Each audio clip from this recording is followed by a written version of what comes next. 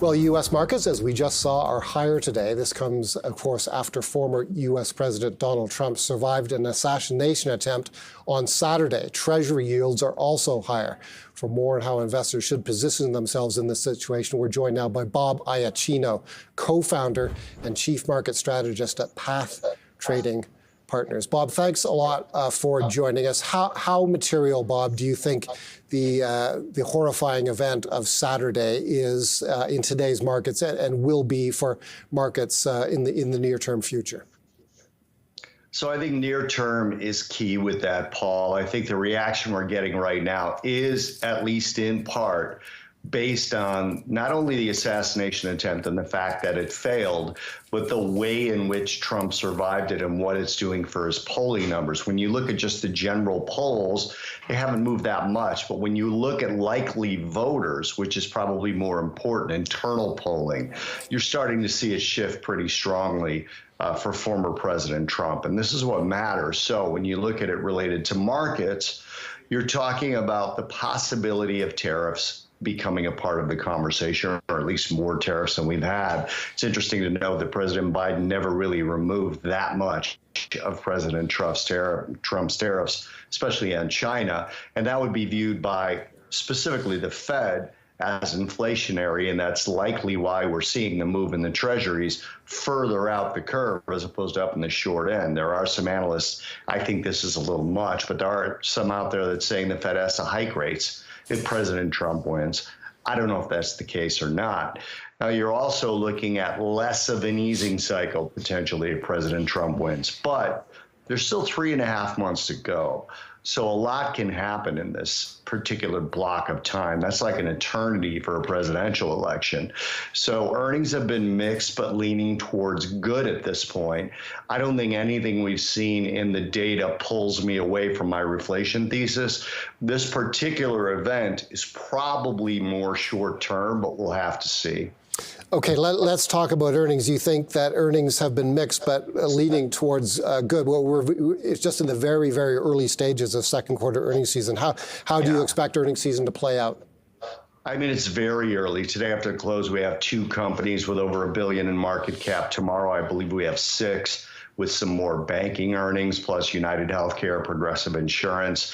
I think earnings are going to be good. I think they're going to be strong and positive. But I worry about earnings past that particular point. When you look at sort of the inflation environment, so to speak, you're talking about Chair Powell really leaning more towards at least one cut.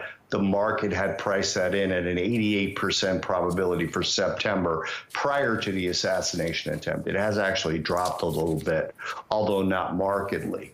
Now, when we're talking about earnings going forward, we need to get out of the banking sector because there's several reasons that I don't really have time to go into with you now why banking could remain mixed, not the least of which is the inverted yield curve.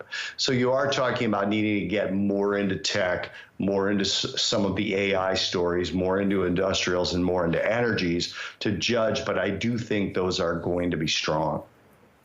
In terms of stocks you like, one of them is ServiceNow, ticker symbol Yes. NOW in New York. Tell us about that.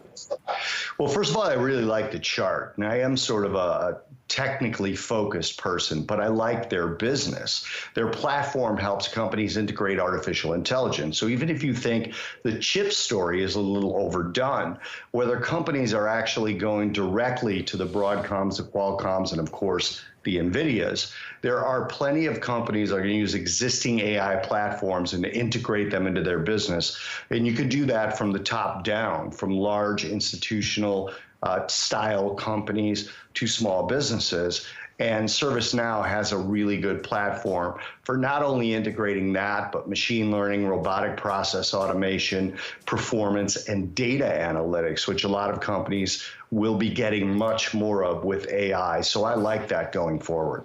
And you also like ARM Holdings, ticker symbol ARM on the NASDAQ.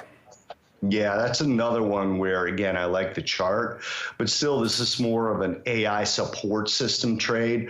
They license and develop central processing units and related technologies.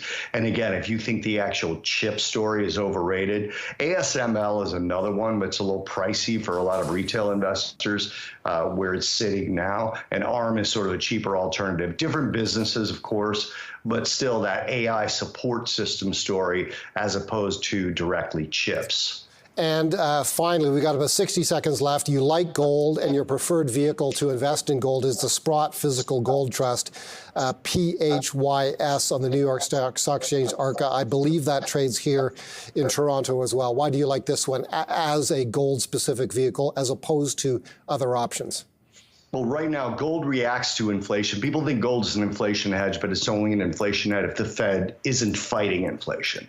So if the President Trump story plays out and the Fed starts fighting future inflation, gold will suffer. But if they don't, it becomes a chaos trade, which a lot of people think President Trump will bring. So I think there's 2 out of 3 scenarios for gold, and 2 of those are up and only 1 is down, and that's lower inflation and a mildly growing economy.